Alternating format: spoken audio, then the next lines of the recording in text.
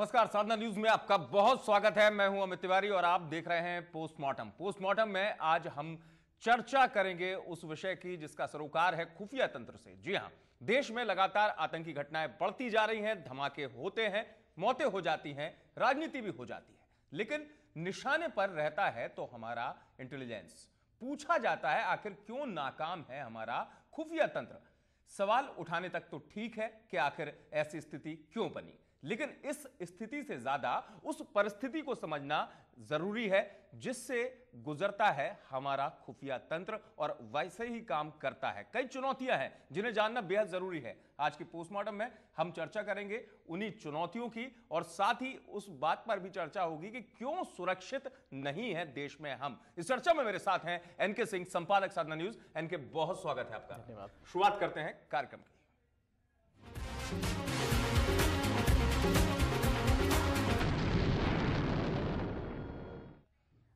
जी हां, सवाल यही उठता है कि ऐसी स्थिति क्यों बनती है। लगातार धमाके होते हैं और उसके बाद सवाल उठते हैं। जानेंगे इन्हीं तमाम चुनौतियों को। मेरे साथ हैं एनके सिंह, संपादक साधना न्यूज।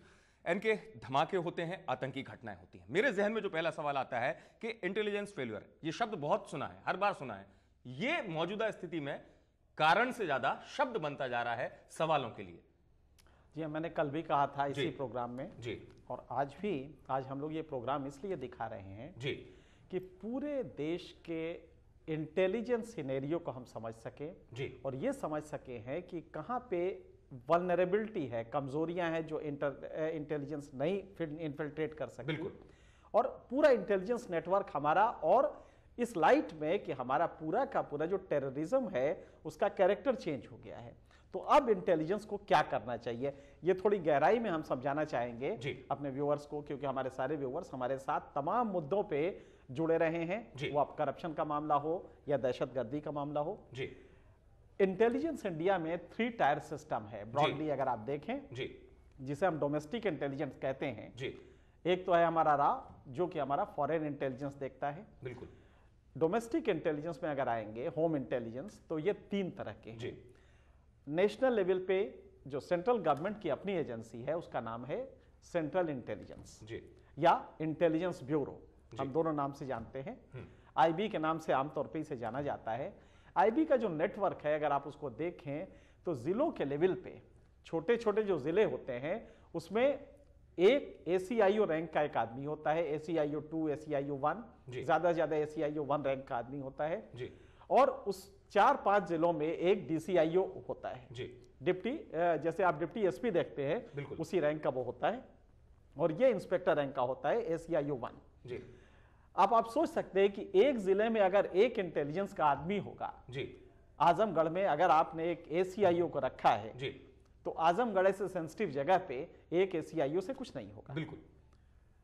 तो इसलिए आपको नेटवर्क उसके हिसाब से रखना चाहिए जहां की इन्फिल्ट्रेशन ज्यादा है। बहुत खासी बात कर रहे हैं आप। जो नेटवर्क है वो सक्षम कितना है, उसके पास संभावनाएं कितनी है तलाशने की, वही दिक्कतें आईबी के सामने आती हैं। जरा एक नजर डालेंगे कि भूमिका पर सवाल उठाना तो आसान है, पर उससे ज्यादा कठिन सवाल यह है कि आखिर खुफिया तंत्र काम कैसे करे। अपने ही देश के चेहरों में चंद नापाक चेहरों की पहचान आसान काम नहीं है। दरअसल उस राह को भी समझना जरूरी है जिनसे गुजरती है हमारी आईबी। नजर डालते हैं।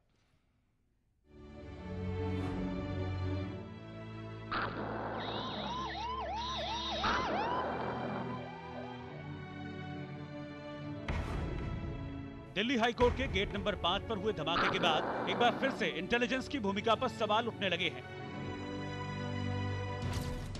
देश के खुफिया तंत्र की असफलता पर गुस्सा जाहिर किया जा रहा है, लेकिन 121 करोड़ के इस देश में चंद नापाक लोगों को पहचान पाना और उन पर नजर बनाए रखना कोई आसान काम नहीं है। माना कि ऐसे लोगों पर अंकुश लगाने की जिम्मेदारी इंटेलिजेंस को सौंपी गई है, लेकिन फिर भी इंटेलिजेंस की अपनी क्या दिक्कतें हैं यह समझना भी बेहद जरूरी है। आइए एक नजर डालते हैं भारतीय खुफिया तंत्र के संगठन और इसकी उन दिक्कतों पर जिनके कारण इस तंत्र को कई बार असफलता हाथ लगती है और देश को एक नया आतंकी दंश झेलना पड़ जाता है। सबसे पहले बात संगठन की। इंटेलिजेंस ब्यूरो भारत की सबसे पुरानी खुफिया एजेंसी है। देश में 3 टायर इंटेलिजेंस की व्यवस्था है: central intelligence, state intelligence, local intelligence. Central intelligence. केंद्र में सेंट्रल इंटेलिजेंस है जिसे आईबी कहते हैं। इसका संचालन डायरेक्टर आईबी करता है। स्टेट इंटेलिजेंस, राज्यों में स्टेट इंटेलिजेंस ब्यूरो की स्थापना की गई है। इसका संचालन डीजी या एडीजी के हाथों में होता है। लोकल इंटेलिजेंस, देश के सभी जिलों में लोकल इंटेलिजेंस यूनिट होती है जिसका मुखिया डीएम होता है। आइए अब नजर डालते हैं उन कठिनाइयों पर जिनके कारण इंटेलिजेंस ब्यूरो के हाथ असल मुजरिमों तक नहीं पहुंच पाते।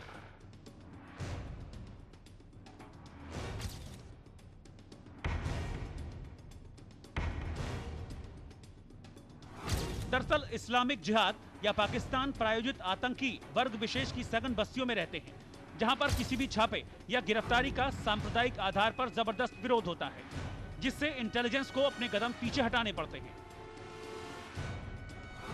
साथ ही राजनीतिक इच्छा शक्ति में कमी होने के कारण भी इंटेलिजेंस को पूरा सहयोग नहीं मिल पाता। आतंक के पीटीपीएम यानी पाक ट्रेंड पाक मिलिटेंट, पीटीआईएम यानी पाक trend Indian militant module system को लोकेट कर पाना उतना कठिन नहीं था, लेकिन अब स्लीपर सेल के रूप में फैल रही आतंकवादियों की पौध को पकड़ पाना काफी मुश्किल भरा काम हो चुका है।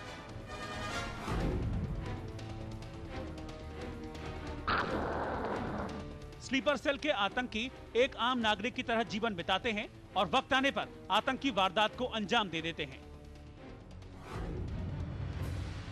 बुधवार को हुए दिल्ली ब्लास्ट को भी इन स्लीपर सेल ने ही अंजाम दिया है, जो हरकत उल जिहाद इस्लामी के लिए काम करते हैं। साथ ही 1,90,00,000 आबादी वाले दिल्ली जैसे शहर में शक्ल या पहनावे के आधार पर संदिग्धों या आतंकियों को पकड़ना एक मुश्किल भरा काम है। उदाहरण के तौर पर दिल्ली में रोजाना करीब 10 लाख लोग अन्य शहरों से नौकरी या घूमने फिरने के लिए आते हैं। सुरक्षा के लिहाज से रेलवे स्टेशन पर लगे एमडीएफ से लोगों को अगर एक एक करके गुजारा जाने लगा तो कई किलोमीटर लंबी लाइन लग जाएगी और भीड़ को पूरे दिन भर भी हटाया नहीं जा सकेगा। ऐसे में सुरक्षा व्यवस्था के लिए एक और चुनौती खड़ी हो जाएगी। ये वो तमाम कठिनाइयां हैं जो सुरक्षा और इंटेलिजेंस ब्यूरो के लिए मुश्किलें पैदा कर देती हैं। ब्यूरो रिपोर्ट, साधना न्यूज।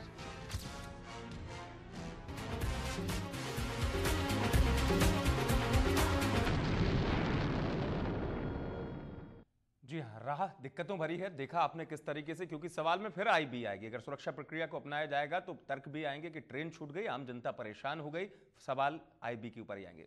इनकी ये दिक्कतें समझना बेहद जरूरी है। वास्तव में जो स्लीपर सेल की बात हो रही है और जिस तरीके से वर्किंग की आप बात कर रहे थे आईबी की, इन दोनों के बीच से जो राह निकल रही है बड़ी मुश्किल राह है। देखिए, हमारे इस प्रोग्राम का आज का नाम है क्यों हम सुरक्षित नहीं हैं। हम ये कोई प्रोग्राम आईबी के डिफेंस में नहीं दिखा रहे हैं। हम दिखा रहे हैं कि आईबी वीक कहां हो गई और इसका मैकेनिज्म क्या है। हम ये भी बताएंगे कि इसका तरीका क्या है। आईबी की प्रॉब्लम यह है कि एक जिले में एक छोटा सा इंस्पेक्टर रैंक का एसीआईओ रैंक का ऑफिसर होता है, 4-5 जिलों को मिला के एक डीसीआईओ होता है और उसके ऊपर एक असिस्टेंट डायरेक्टर होता है, एडी रैंक का होता है या डीडी रैंक का डिप्टी डायरेक्टर होता है, जो आईपीएस होता है। ज्यादातर आईपीएस आते हैं, प्रमोटिस कम ही होते हैं। ऊपर अगर आप चले जाइए तो स्पेशल डायरेक्टर, एडिशनल डायरेक्टर, जैसे बिहार में है ज्वाइंट डायरेक्टर आईबी होता है, लखनऊ में ज्वाइंट डायरेक्टर आईबी है। कई जगहों में ऐसा होता है कि 2 राज्यों को मिला के ज्वाइंट डायरेक्टर आईबी 2 राज्यों का देखता है। तो नेटवर्क हमारा बहुत कम है। अब दिक्कत क्या होती है, जब हैदराबाद में ब्लास्ट हुआ, जब गोकुल उसमें ब्लास्ट हुआ, गोकुल स्वीट शॉप में, तो आपको ताज्जुब होगा कि आईबी ने और हमारे फॉरेंसिक एक्सपर्ट्स ने ये पता लगाया कि इसमें टाइमर नहीं लगा था, ये क्लॉक पे बेस्ड था। क्लॉक जिस बॉम्ब में क्लॉक लगता है और इलेक्ट्रॉनिक टाइमर नहीं लगता जो कि मोबाइल से चलता है, इसका मतलब हुआ कि हर क्लॉक की दोनों सुइयां घंटे में एक बार मिलेंगी। तो उन्होंने अंदाजा लगाया कि ये जो अपराधी है यहां प्लांट करने के बाद 1 घंटे के अंदर ये निकल गया होगा, क्योंकि 1 घंटे बाद ये ब्लास्ट होना ही था। उन्होंने कोशिश किया और पता लगाया कि जो क्राउडेड प्लेस है उससे ये निकलना चाहेगा तो ज्यादा से ज्यादा 10 किलोमीटर के अंदर के रेडियस में ये अपराधी गया होगा। पुलिस ने उसको टारगेट करते हुए एक बस्ती में हमले की परमिशन मांगी, एक बस्ती में कोम्बिंग की परमिशन मांगी। चीफ मिनिस्टर ने कहा कि वो बस्ती फना समुदाय की है जी। और कतई उधर न जाइएगा जी। ये बात है हैदराबाद के उस बम ब्लास्ट की। वहां के उस समय के एक टॉप पुलिस ऑफिसर ने मुझे ये पूरा किस्सा बताया जी। आप समझ सकते हैं कि पॉलिटिकल कंसिडरेशन है। बिल्कुल। एक पर्टिकुलर कम्युनिटी है, अगर आतंकवादी वहां जाके छिप गया है जी, तो उसको आप पकड़ नहीं सकते, क्योंकि जैसे ही पुलिस रेड करेगी तो एक तो कम्युनिटी की तरफ से प्रोटेस्ट होगा जी। और दूसरा पॉलिटिकल क्लास जो है, जो आपका वोट लेने के लिए बैठा हुआ है जी। वो आपको रोक देगा, आपका चीफ मिनिस्टर की नहीं, आप वो नहीं करेंगे। तो नाकामी की एक बड़ी वजह नाकामी की बड़ी वजह आई भी नहीं है, बल्कि पॉलिटिकल क्लास है, पॉलिटिकल विल पावर है जी। दूसरा किस्सा देखिए जी। कानपुर के चमनगंज में, जो एक पर्टिकुलर कम्युनिटी का काफी बड़ा वहां पे रहता है, लाखों की तादाद में रहता है और गेटवाइज्ड है जी। बिल्डिंग के ऊपर बिल्डिंग के ऊपर बिल्डिंग बनते रहते हैं, छोटे छोटे खोखे हैं, गलियां हैं जी।